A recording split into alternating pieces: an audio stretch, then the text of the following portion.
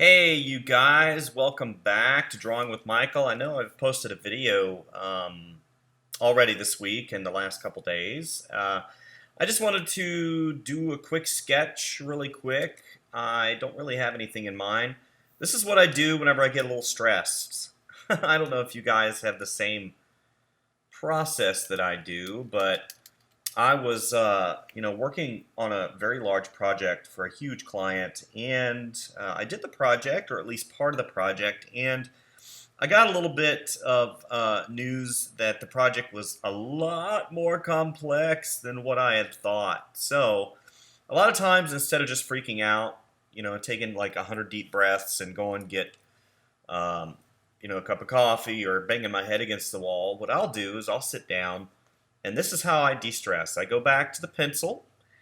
I go back to the traditional way of drawing and doing things. And I just sit down and I start sketching and I start drawing and I start decompressing and not really thinking about the news. It's something that I've done for a while. And, as of recent, just because of the compressed timelines that I have, in my business world, I haven't really had a chance to sit down and decompress like this. So I got the news this morning, and boom! So I sat down and started drawing a cowboy character. Um, no real rhyme or reason. I just wanted to sit down and kind of do a bank robber villain type deal. I didn't draw an animal this time. Sometimes I'll do animals. Sometimes I'll go outside and draw. But whenever I get a little stressed out, this is kind of what I'm doing. So I fleshed in the basic shapes and getting the gesture, correcting the gesture. Wanted him to have kind of a surprised look, but not really surprised. But he's just like, hey, and he's kind of been caught, but he knows he's going to get away with it. And if you mess around with him, he's got his 6-shooter right there. So in terms of reference, I didn't really have any reference or anything, which actually kind of worked against me. I'm one that always believes in having reference, and I literally just sat down and started drawing, based upon what was in my head. I didn't look at anything. I didn't do anything. I didn't reference anything. A lot of times what I'll do instead of doing something specific like this, I'll just sit down and start drawing monsters and animals.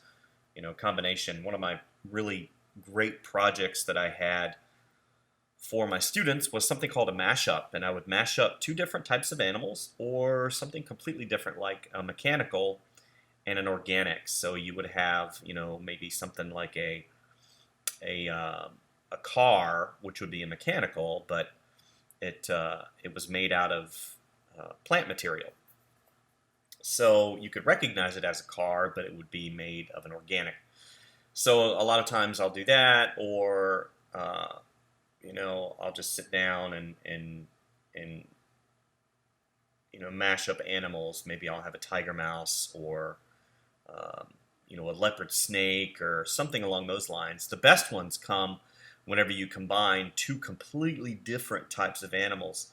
So if I do a leopard snake, so one obviously is a reptile, the other is a mammal.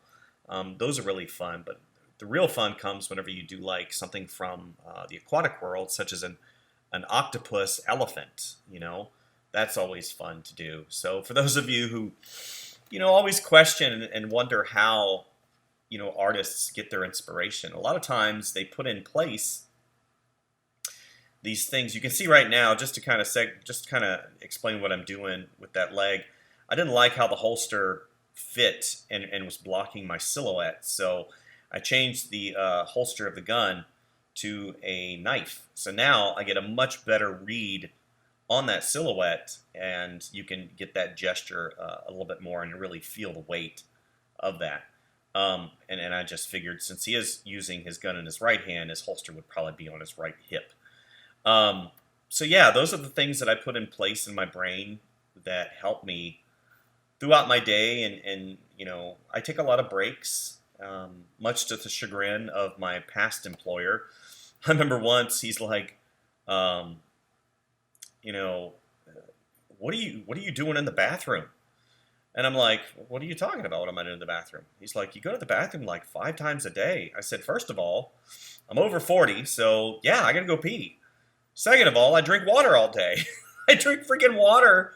I drink like 1.5 gallons of water a day. So if I'm just sitting there not exercising and I drink 1.5 gallons of water, then yeah, I gotta go pee more than once a day. But one of the things that I do is a lot of times every half an hour or so, I'll get up and I'll take a walk. And it just so happens to coincide with a pee break. So I remember him asking me, what are you doing in the bathroom? Well, he didn't see that that's part of my process. Not so much going to the bathroom, but just taking a walk and getting fresh air. Maybe I'd go outside for a couple seconds and get fresh air, get a little vitamin D. I'd use my break to do that. But, part of the process of being an artist is finding that path to finding how you do the best art possible. Is it always changing? Yeah, my process changes a lot. Whenever I got home, I would used to take my break from 12 till 2, and I would go out for a bike ride for an hour and a half. And I get back and I take a shower and I jump back on the computer at 2 o'clock, and have a sandwich, and then I'd work till 4:30. So now I'll work all morning.